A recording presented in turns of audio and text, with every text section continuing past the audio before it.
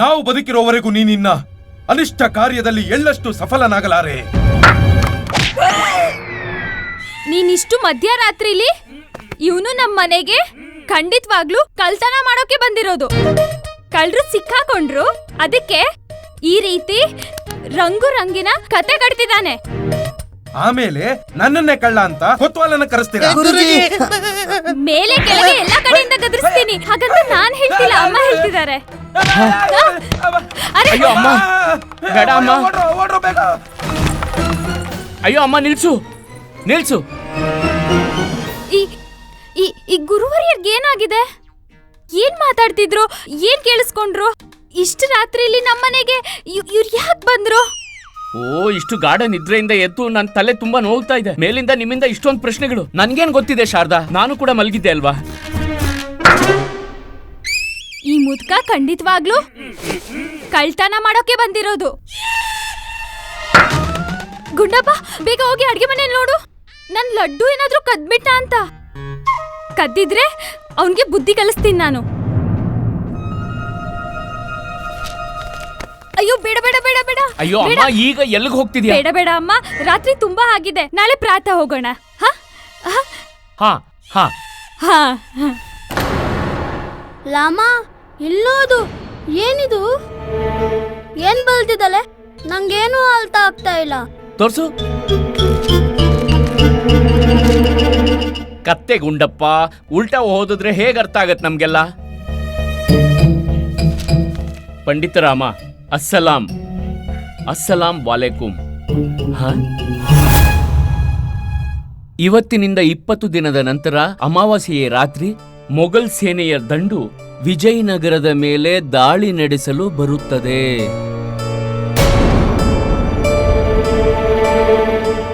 ನೀವು ದಕ್ಷಿಣ ದ್ವಾರ ತೆರೆಯಲು ತಯಾರಿ ಮಾಡಿಕೊಳ್ಳಿ. ಆಗ ಬೇಗ ಆಗುತ್ತೆ. ಕೃಷ್ಣದೇವರಾಯರ ಅಂತ್ಯ ಹಾಗೂ ನಮ್ಮ ದರ್ಬಾರಿನ ಆರಂಭ. ಆಮೀನ್. ಇದೆಂತ ಸಂದೇಶ?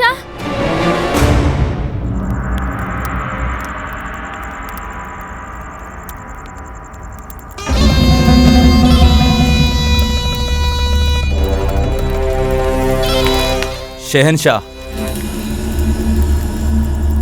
ಶೆಹನ್ಶಾ, ನೀವಿನ್ನು ಮಲಗೇ ಇಲ್ವಾ? ಈಗಾಗಲೇ ತುಂಬಾ ರಾತ್ರಿ ಆಗಿದೆ. ತುಂಬಾ ವಿಚಿತ್ರವಾದ ವಿಷಯ. ಈ ಭೂಮಿ ಮೇಲೆ ಅಂಥದ್ದು ಇದೆಯಾ? ನಮ್ಮ ಶೆಹನ್ಶಾ ನಿದ್ದೆ ಹಾಳು ಮಾಡಿರುವಂಥದ್ದು. ವಜೀರ್ ಮಲ್ಲಿಕ್, ಎಲ್ಲಿವರೆಗೂ ನಾವು ವಿಜಯನಗರದ ಹೆಸರು ಈ ನಕ್ಷೆಯಿಂದ ಅಳಿಸುವುದಿಲ್ಲವೋ, ನಿದ್ರೆ ನಮ್ಮ ಅರಮನೆಯ ಹೊರಗೆ ನಿಂತು ನಮ್ಮ ನಿರೀಕ್ಷೆ ಮಾಡಬೇಕು. ನಮ್ಮಿಂದ ತಪ್ಪಾಗಿದೆ ಶೆಹನ್ಶಾ. ಈಗ ನೀವು ಹೋಗಿ ಮಲಗಿ. ಅದರಲ್ಲೂ ಈಗ ಪಂಡಿತ್ ರಾಮಕೃಷ್ಣನ ನಿದ್ದೆ ಹೊರಟೋಗುತ್ತೆ. ಈ ವಿಷಯ ಅವನಿಗೆ ಗೊತ್ತಾಗಿ 20 ದಿನಗಳ ನಂತರ ಅಮಾವಾಸ್ಯೆ ರಾತ್ರಿ ಮೊಘಲ್ ಸಾಮ್ರಾಜ್ಯದ ಒಂದು ತುಕುಡಿ ಅರಮನೆ ಮೇಲೆ ದಾಳಿ ಮಾಡುತ್ತೆ ಮತ್ತು ನಮಗೆ ಸಹಾಯ ಮಾಡಬೇಕು. ಈ ವಿಷಯದಲ್ಲಿ ನೀವು ಅವನನ್ನು ತುಂಬಾ ಚೆನ್ನಾಗಿ ಸಿಲುಕಿಸಿದ್ದೀರಾ. ನಾವು ಬಲೆಯನ್ನ ಪಕ್ಷಿಯ ಬಗ್ಗೆ ತಿಳ್ಕೊಂಡೇ ಬೀಸಿದ್ದೀವಿ. ನಮಗೆ ಗೊತ್ತಿದೆ ರಾಮಕೃಷ್ಣ ತುಂಬಾ ಚತುರ. ಆದ್ರೆ ಈ ಬಾರಿ ನಾವು ಹಾಕಿರೋ ಕಾಳು ಅವನ ಗಂಟಲ ಮಧ್ಯೆ ಸಿಕ್ಕಾಕೊಳ್ಳುತ್ತೆ.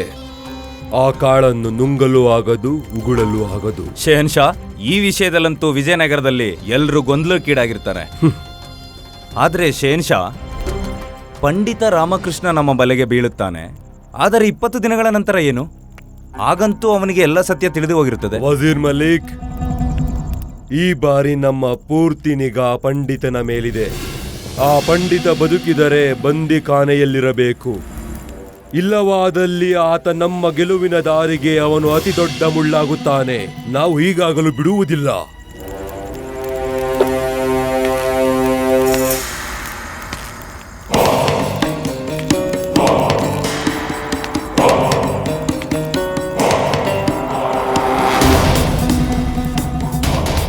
ವಜೀರ್ ಮಲಿಕ್, ಹೇಳಿ ಶೆಹನ್ಶಾ. ಸೇನೆಯ ಒಂದು ತುಕಡಿ ಬಹಾಮನಿ ರಾಜ್ಯದ ಕಡೆ ಹೋಗಿತ್ತಲ್ಲ, ಅದೆಲ್ಲಿಯವರೆಗೆ ತಲುಪಿದೆ? ಶೆಹನ್ಶಾ, ನೀವು ಆದೇಶ ನೀಡಿದ್ರಲ್ಲ, ನಮ್ಮ ಸೇನೆ ಬಹುಮನಿ ಹತ್ರ ತಲುಪೋದಿದೆ.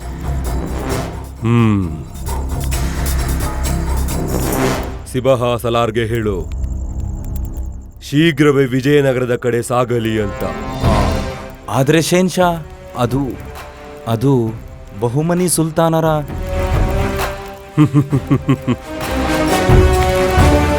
ಸಂಶಯ ಬೇಡ ವಜೀರ್ ಮಲ್ಲಿಕ್.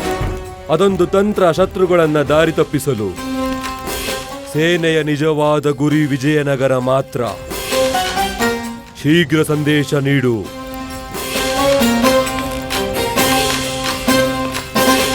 ಕೇವಲ 20 ದಿನ ಮಾತ್ರ. 20 ದಿನ ಈ ದರಿದ್ರ ಚಂದ್ರನ ಬಿಳಿ ಬೆಳಕು ನಮ್ಮ ನಿದ್ರೆಯನ್ನು ಹುಡುಕುತ್ತಿರುತ್ತೆ. ನಂತರ ಈ ಬಿಳಿ ಬೆಳಕು ಕಪ್ಪಾಗುತ್ತೆ. ನಾವಾಗ ವಿಜಯನಗರದ ಮೇಲೆ ಪೂರ್ಣವಾಗಿ ಹಿಡಿತ ಸಾಧಿಸಿ ನೆಮ್ಮದಿಯ ನಿದ್ರೆಯನ್ನು ಅಪ್ಪಿಕೊಳ್ಳುತ್ತೇವೆ. ಇನ್ಶಾ ಅಲ್ಲಾ, ಹಾಗೇ ಆಗುತ್ತದೆ ಶೇನ್ಶಾ. ವಿಜಯನಗರದ ಮೇಲೆ ಆಕ್ರಮಣ. ಮೊಘಲ್ ಸೇನೆ ವಿಜಯನಗರದ ಕಡೆ ಬರ್ತಿದೆ. ಇದರಲ್ಲಿ ಖಂಡಿತ ಯಾವುದೋ ಷಡ್ಯಂತ್ರದ ದುರ್ಗಂಧ ಬರ್ತಿದೆ. ಈಗ ತಾನೇ ಗುರುವರಿಯರು ವಿಚಿತ್ರವಾಗಿ ಮಾತಾಡಿದ್ರು. ಆದ್ರೆ ಈ ರೀತಿ ಗುಪ್ತ ಸಂದೇಶದ ಪತ್ರ ಇಲ್ಲಿ ಸಿಗೋದು, ಇದೆಲ್ಲ ಯಾವುದರ ಸಂಕೇತ? ಸಂಕೇತ ಏನಾದ್ರೂ ಆಗಿರ್ಲಿ ರಾಮ, ಕಷ್ಟಗಳು ನಿನ್ನ ಹತ್ರನೇ ಬರ್ತಿವೆ ಹಾಗಂತ ನನಗೆ ಅನಿಸ್ತಿದೆ. ಸಂಭವತಃ ಈ ಬಾರಿ ನೀನ್ ತಪ್ಪಿಸ್ಕೊಳಕ್ ಸಾಧ್ಯವೇ ಇಲ್ಲ. ಅಯ್ಯೋ ದೇವ್ರೇ.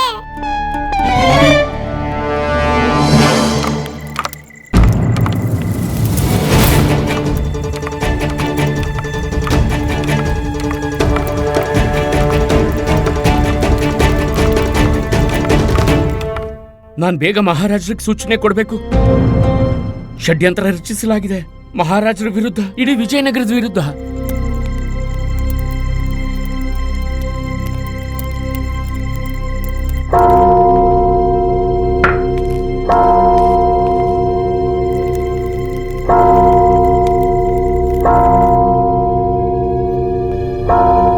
ಆಪತ್ಕಾಲದ ಗಂಟೆಯ ಧ್ವನಿ ಈ ಸಮಯದಲ್ಲಿ. ಇದೆಂತ ಶಬ್ದ ಇಷ್ಟು ರಾತ್ರಿಲಿ ಹೀಗೆ? ಇದು ಶಬ್ದ ಅಲ್ಲ ಶಾರದಾ, ಇದು ಆಪತ್ಕಾಲದ ಸಮಯದ ಎಚ್ಚರಿಕೆ. ಏನೋ ಘೋರ ಅನಿಷ್ಟವಾಗಲಿದೆ. ಏನಾಗ್ತಿದೆ ಇದೆಲ್ಲ?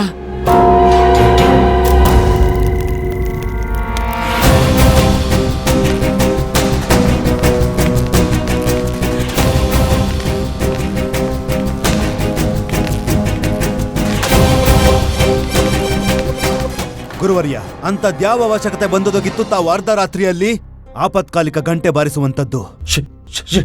ಷಡ್ಯಂತ್ರ ಮಹಾರಾಜ. ಷಡ್ಯಂತ್ರ? ಘೋರ ಷಡ್ಯಂತ್ರ. ಅವನು ರಾಜದ್ರೋಹಿ. ಯಾರು?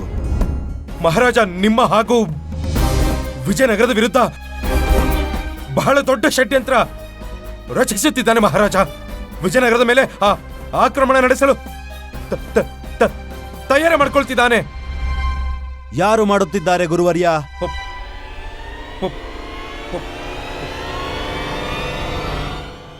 ಪಂಡಿತ ರಾಮ. ಗುರುವರ್ಯ, ಇದೆಂತ ಅರ್ಥಹೀನ ಮಾತನಾಡುತ್ತಿದ್ದೀರಿ? ಪ್ರತೀತಿಯಾಗುತ್ತದೆ ಅರ್ಧ ನಿದ್ರೆಯಲ್ಲಿ ಎದ್ದು ಬಂದಿದ್ದೀರೆಂದು. ತಡರಾತ್ರಿಯಾಗಿದೆ, ನಾಳೆ ಪ್ರಾತಃ ಕಾಲ ಮಾತಾಡೋಣ. ಶುಭರಾತ್ರಿ. ಮಹಾರಾಜ ಮಹಾರಾಜ ಮಹಾರಾಜ ಮಹಾರಾಜ, ಒಂದು ಬಾರಿ ಸ್ವಲ್ಪ ನಾವು ಹೇಳೋದನ್ನ ಕೇಳಿ ದಯಮಾಡಿ. ಹೇಳಿ. ಅದೇನೆಂದ್ರೆ ಮಹಾರಾಜ, ಇಂದು ಧಣಿಮಣಿ ನಮ್ಮ ಪಾದಕ್ಕೆ ಸರಿ ಮಾಡಿಸಿದಾಗ ಅವರಿಗೆ ಒಬ್ಬ ಮೊಘಲ್ ಗುಪ್ತಚರ ಸಿಕ್ಕಿದ್ದ.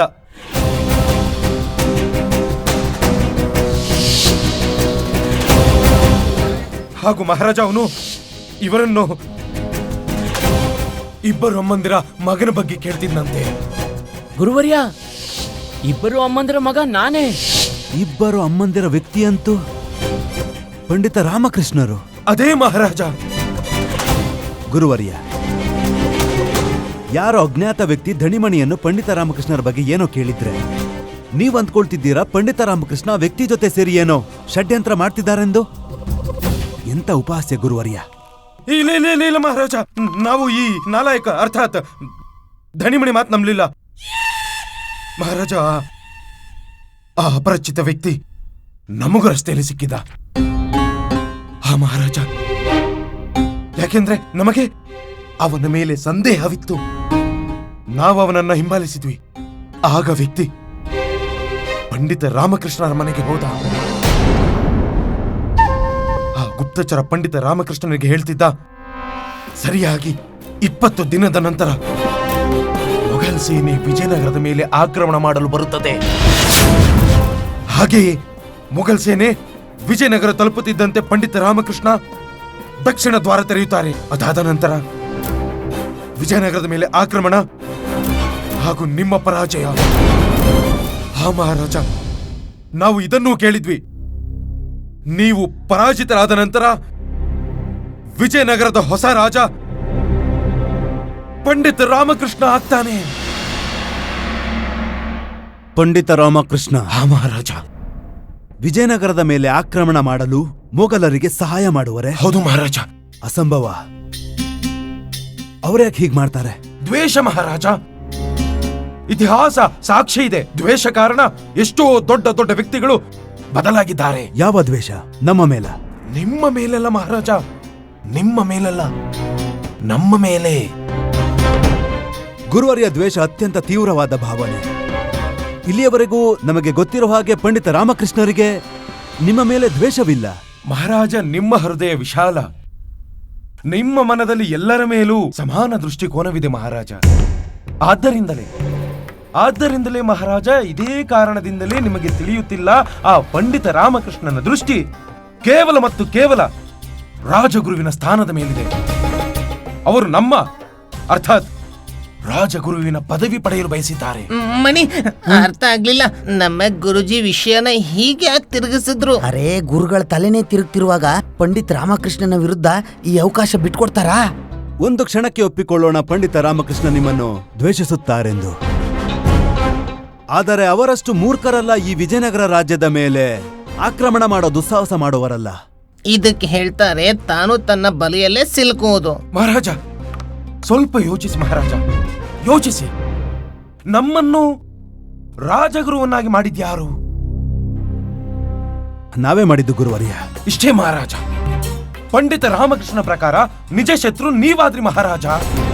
ಕಾರಣ ನೀವು ಅವರನ್ನು ರಾಜಗುರುವನ್ನಾಗಿ ನೇಮಿಸಲಿಲ್ಲ. ನಿಮ್ಮ ಮಾತಿನ ತಾತ್ಪರ್ಯವೇನೆಂದರೆ ಗುರುವರ್ಯ, ಪಂಡಿತ ರಾಮಕೃಷ್ಣರಿಗೆ ನಿಮ್ಮ ಮೇಲೆ ಯಾವ ದ್ವೇಷವಿತ್ತೋ ಅದು ನಮ್ಮ ಮೇಲೆ ವಿದ್ರೋಹವಾಗಿ ಬದಲಾಗಿದೆ. ಆ ಕಾರಣದಿಂದ ಈಗ ಪಂಡಿತ ರಾಮಕೃಷ್ಣ ನಮ್ಮನ್ನು ಗುರಿಯಾಗಿಸಿದ್ದಾರೆ. ನಿಜ ಮಹಾರಾಜ. ಈ ಬಾರಿ ಅಕ್ಷರ ಸಹ ಸರಿಯಾಗಿ ಯೋಚಿಸಿದ್ರಿ ಮಹಾರಾಜ. ನೀವು ಸರಿಯಾಗಿ ಯೋಚಿಸಿದ್ರಿ. ಹಾಗೂ ಇಂಥದ್ದೇ ಆಲೋಚನೆ ಒಬ್ಬ ಬುದ್ಧಿವಂತ ರಾಜ ತನ್ನ ಬುದ್ಧಿವಂತ ರಾಜಗುರು ಬಗ್ಗೆಯೂ ಮಾಡಬೇಕು. ಮಹಾರಾಜ, ನಮ್ಮ ಪ್ರಕಾರ ನಾವು ಸಮಯ ವ್ಯರ್ಥ ಮಾಡಬಾರದು. ಪಂಡಿತ ರಾಮಕೃಷ್ಣ ರಾಜದ್ರೋಹಿ, ಅವರಿಗೆ ಕಠೋರವಾದ ದಂಡನೆ ಸಿಗಬೇಕು. ಮಹಾರಾಜ, ನಾವು ಖಂಡಿತ ರಾಮಕೃಷ್ಣನನ್ನು ಗುಪ್ತಚರನ ಜೊತೆ ಷಡ್ಯಂತ್ರ ಮಾಡುವಾಗ ಸಾಕ್ಷಿ ಸಮೇತ ಹಿಡಿದಿದ್ದೀವಿ. ಆದ್ರೆ ನಮ್ಮಿಂದೊಂದು ತಪ್ಪಾಗೋಯ್ತು ಮಹಾರಾಜ. ಎಂತಹ ತಪ್ಪು? ಮಹಾರಾಜ, ಆ ಪಂಡಿತ ರಾಮಕೃಷ್ಣ ನಮ್ಮನ್ನು ಗುಪ್ತಚರನ ಮಾತನ್ನು ಕೇಳುವಾಗ ನೋಡ್ಬಿಟ್ರು. ಮಹಾರಾಜ, ಪಂಡಿತ ರಾಮಕೃಷ್ಣನು ತನ್ನ ರಹಸ್ಯವನ್ನು ಗುಪ್ತವಾಗಿ ಇಡಲು ಈಗ ಬರಬಹುದು. ಬರ್ತಿದ ಹಾಗೆ ಹೇಳ್ತಾರೆ, ನಾನೇನ್ ಮಾಡ್ದೆ, ನನ್ನ ಸಿಕ್ಕಾಕ್ಸಿದರೆ ಮಹಾರಾಜ ನೀವು ಅವ್ರ ಮಾತನ್ನ ಅಲ್ಲಿ ನೋಡಿ ಮಹಾರಾಜ.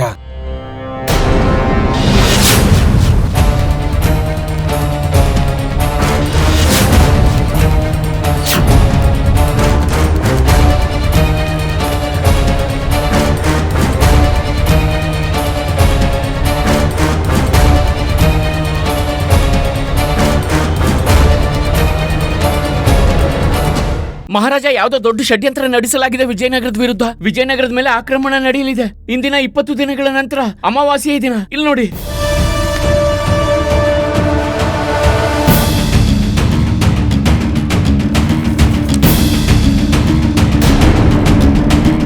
ಏನಾಯ್ತು ಮಹಾರಾಜ? ಓದಿ. ಮಹಾಮಂತ್ರಿಗಳೇ, ಓದಿ ಇದನ್ನು.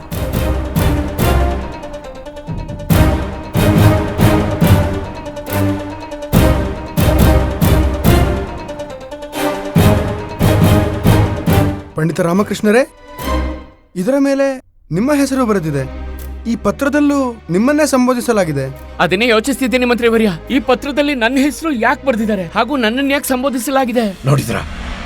ನೋಡಿದ್ರ ಮಹಾರಾಜ, ನೀವು ನೋಡಿದ್ರ? ನಾವು ಹೇಳಿಲ್ವಾ, ಒಬ್ಬ ಅಪರಾಧಿ, ಒಬ್ಬ ಷಡ್ಯಂತ್ರಕಾರಿ ಹೀಗೆ ತನ್ನ ಮಾತನ್ನು ತಿರುಚಲು ಪ್ರಯತ್ನಿಸುತ್ತಾನೆ. ಅಪರಾಧಿ, ಷಡ್ಯಂತ್ರಕಾರಿ, ನೀವೇನ್ ಹೇಳ್ತಿದ್ದೀರಾ ಗುರುವರ್ಯ? ಸಾಕು! ಪಂಡಿತ ರಾಮಕೃಷ್ಣ ರಾಜದ್ರೋಹಿ.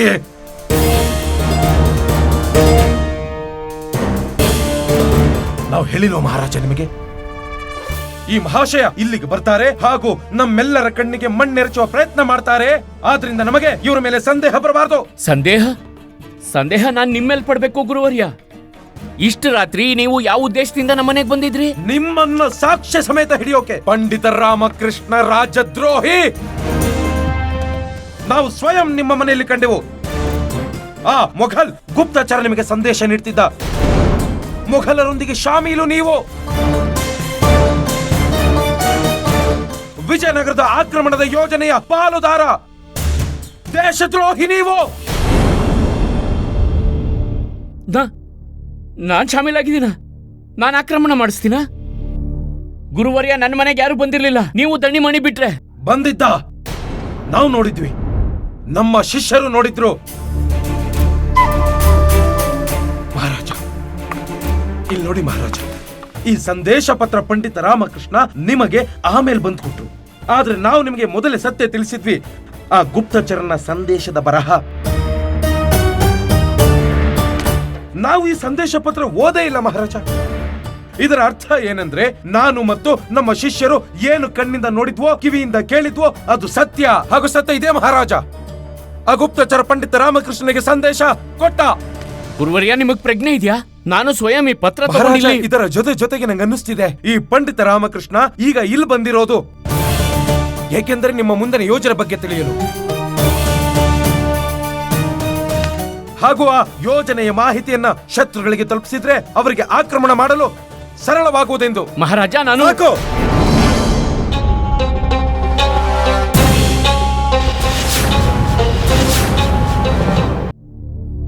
ಮಹಾಮಂತ್ರಿಗಳೇ, ಮಹಾರಾಜ, ಈಗಲೇ ಈ ಕ್ಷಣವೇ ಪಂಡಿತ ರಾಮಕೃಷ್ಣರನ್ನು ಬಂಧಿಸಲ್ಪಡಬೇಕು. ಆದ್ರೆ ಮಹಾರಾಜ, ನಾವೇನ್ ಹೇಳ್ತೀವಿ?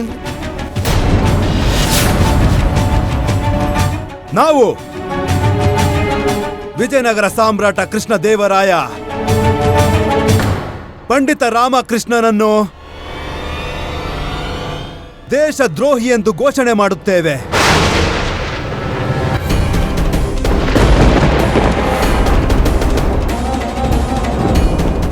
ಹಾಗೂ ಇವರಿಗೆ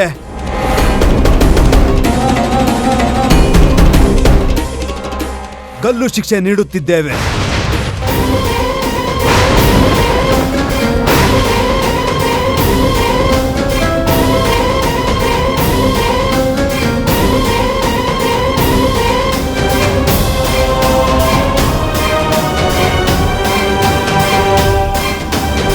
ನಿಮ್ಮ ಆಜ್ಞೆ ಮಹಾರಾಜ. ಸೈನಿಕರೇ,